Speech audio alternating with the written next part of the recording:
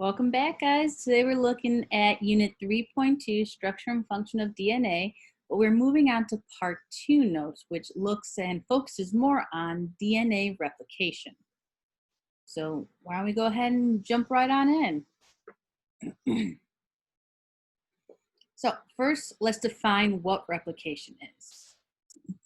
Now, when you replicate something, you make a copy of it. But the question becomes, how is it that we can make copies of our DNA?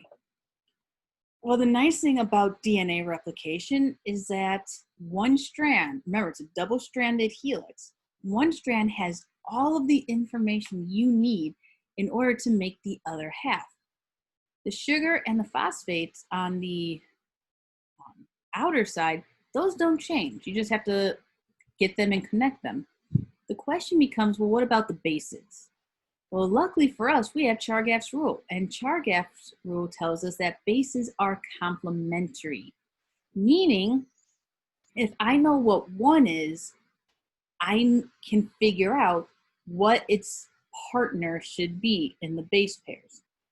Now, from looking at Chargaff, we know that a purine always bonds with a pyrimidine. So the larger one will always bond with a smaller one. And then from there, it's based on the bonds. Adenine can form 2 hydrogen bonds. Thymine can form 2 hydrogen bonds. So adenine, a purine, will always bond with thymine, a pyrimidine. So adenine and thymine bond together. Guanine can form 3 hydrogen bonds. Cytosine can form 3 hydrogen bonds as well. So guanine, a purine, and cytosine, a pyrimidine, can form 3 hydrogen bonds together. So we always see guanine and cytosine bonded together. So that means if I have a sequence that is ATGC, I know complementary, it should be TACG. Remember, ATGC, TACG. So wherever I see an adenine, it should pair up with a thymine. Wherever I see a guanine, it should pair up with a cytosine.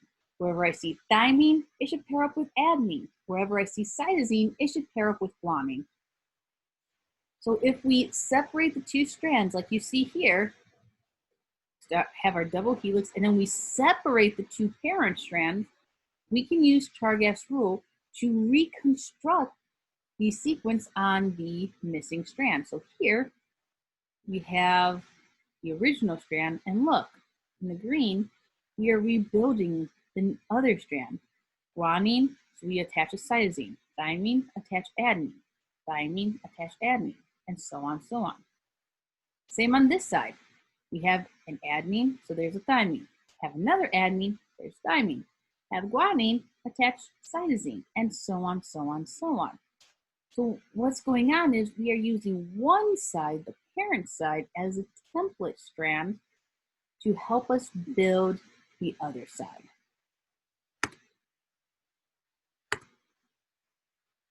Now, prokaryotic organisms replicate their DNA very different than eukaryotic organisms. Remember, the difference between those types of cells, prokaryotic organisms, they don't have a nucleus. In fact, they don't have any membrane-bound organelles at all. So they're a lot simpler, and even their DNA is much smaller than eukaryotic DNA. And it's to the point where the ends of it actually fuse and form a ring. The chromosomes form a ring structure. Now in prokaryotic chromosomes, how it works, because it's a smaller genome, it'll actually start at one point and proceed in both directions until it meets up at the other end. So imagine 2 circles within each other. It's going to start at one point and go all the way around. That's how prokaryotic organisms replicate their DNA. Now, eukaryotic chromosomes, or eukaryotic DNA, there's a lot more of it. So we can't really start at one spot and go all the way through to the end, because it would just simply take too long. and we wouldn't be able to effectively replicate our DNA in time to divide the cell. So instead, what happens is it's actually going to occur at hundreds of places at once, at the same time. So multiple places on one chromosome, and we got 23 pairs of chromosomes, 46 total. So there's multiple places on each chromosome, and we have multiple chromosomes. So in total, it's going to start at hundreds of places all at once. And what's going to happen is it'll take the DNA, it'll actually separate it, forming a replication bubble, and then it'll move in both directions away from there. And now, since this is happening at all these different places, it's going to proceed until it meets up with another section that's being replicated. Now, the site where the separation of the DNA occurs and replication begins is called the replication fork. So, you've ever heard the term a fork in the road? You're on one path, and then the path splits. So that's what kind of the replication fork is. It's this spot right here where the DNA is being separated. The original strands are being separated and are being pulled apart. That's where the replication fork is. All right, so like we said, this can occur at a whole bunch of places all at once. So here we have one DNA, it's not the full DNA, but you can see how it's occurring at 3 different places all at once. Now with that, this entire structure is called the replication bubble.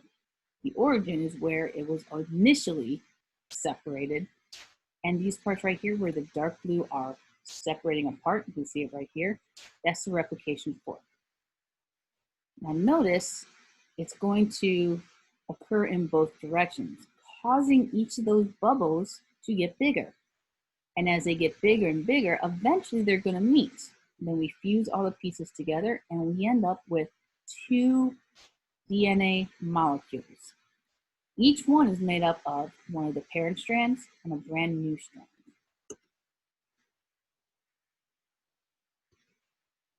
All right, so let's take a look at this. Some of the basics. DNA separates into 2 strands, each serving as a template or a model for the new strand. Meaning, if you look at this picture here, the blue strands, those are the original DNA. What happens is we are going to separate the DNA and use each one of those. So notice how we have the blue separated here and here. Each one is going to be used to make its complementary other strand. Because again, Chargaff's rules, we know how to connect the bases. So this blue strand here is used to make this new red strand, and same over here.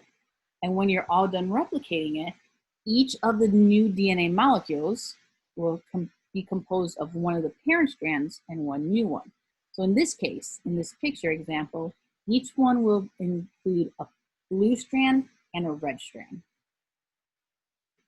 Now the thing is, replication can only occur in a very particular direction. Remember when we mentioned the 5' and 3' ends and how that's related to the way the sugar molecules are facing? Well, DNA polymerase, one of the enzymes involved, can only attach and build in a certain direction. It can only attach and build when the sugar molecules are going from the 5' direction to the 3' direction. That means if the 5th carbon's facing this way and the 3rd carbon's facing this way, it's going to attach and build towards the 3' end. It cannot move the opposite way because it can only attach and build when the sugar molecule is orientated in a particular direction. Now that's going to lead to some problems, as you can see here. Now, this is going to keep separating up and up and up. One strand is going to very easily just follow it. It starts at the 5' end, and build along this 3' end, following along as that gets wider and more DNA gets exposed. However, that can't occur on the opposite side. Remember, the 2 strands are anti-parallel, they're opposite each other.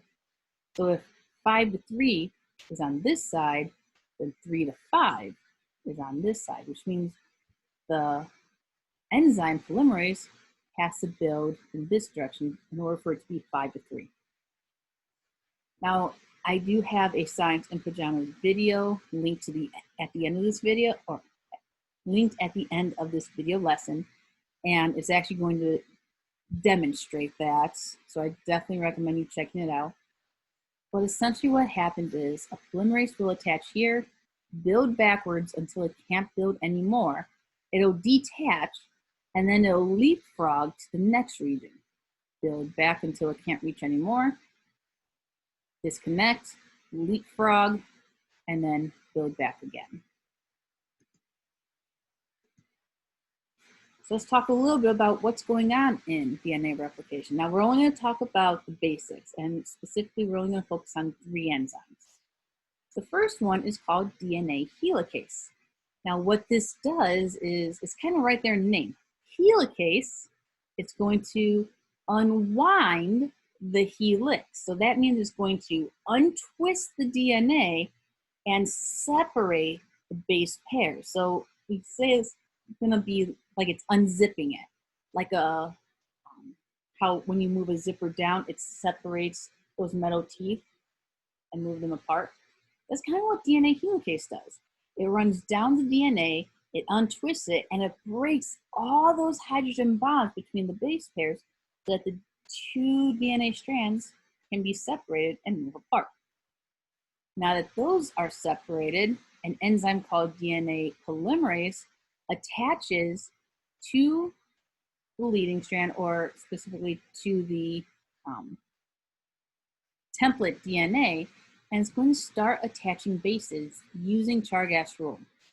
Now what that means is it's going to find bases that can adequately form bonds with the bases on the parent strand. And like we already talked about, that's based on the size of the base and the number of hydrogen bonds. So if it sees a small pyrimidine that can only form 2 hydrogen bonds, it will attach the larger purine that can only form 2 hydrogen bonds. In other words, when there's thymine on the template strand, it will attach a adenine to it. So it'll help it form those hydrogen bonds and allow them to form. So that means anywhere it sees an adenine, it's going to attach a thymine. Anywhere it sees guanine, it's going to attach cytosine. Anywhere it sees cytosine, it's going to attach a guanine. And anywhere it sees a thymine, it's going to attach an adenine. Now remember, this is happening at a lot of different places, hundreds of places along your entire DNA. Not only that, but as we saw on the lagging strand, there's smaller pieces of it being made because the polymerase has to keep detaching and reattaching. So we have another enzyme called DNA ligase. What ligase is going to do is it's going to search out any place where the sugar phosphate backbone isn't connected, and it is going to fuse them. This way you have a nice continuous sugar phosphate backbone along the entire length of your DNA. It's going to connect all of the fragments. And then when that's all done, DNA polymerase comes back. It does another very specific job. It proofreads. So it's actually going to go back through the DNA and make sure that everything was done correctly, that bases are all paired with their correct buddy.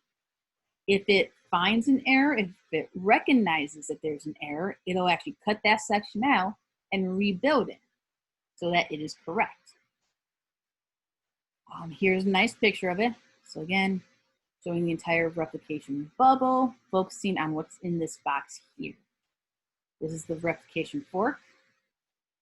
The dark blue strands are the original parent DNA. And they don't have it listed, but this one right here, this enzyme, that is helicase. So helicase runs down the parent strand and breaks the hydrogen bonds between the base pairs, allowing them to open up and separate. Now, we didn't talk about primase or primer, so you don't have to know too much about those. But essentially what they do is the primase is going to add this little tiny piece of RNA called a primer, and it's what allows polymerase to attach in order to build. So polymerase will attach to this, and it will build the DNA bases. Now in this one up here, because of the orientation, the parent strand is 5 to 3, which means the new strand would be 3 on the left-hand side going to 5. So 5's over here. Remember, polymerase can only build 5 to 3. So it's going to start over here at the 5' end, read the original DNA, and it's going to build and attach all of these bases here. And attach them along. Notice how this one can just follow right behind helicase. That's why we call it the leading strand. But since DNA is anti-parallel, that can't happen on the bottom. On the left-hand side, we have 3', the 5' on the right-hand side. So that means this would be 5' on the left, the 3' on the right. So to make the new strand, we have to go 5 to 3, which means we're going in the opposite direction that the helicase is opening the DNA. So what happened is polymerase would attach here, build backwards till it can't, then it's going to disconnect, come over here, build backwards until it meets up with its previous work, disconnect, leapfrog up, connect here, build backwards until it meets up with its previous work, disconnect, leapfrog up, build backwards, disconnect, jump forward, build backwards, and so on, so on. Now, because it has to keep attaching and detaching, it actually does take longer for that side to get built, which is why we call it the lagging strand.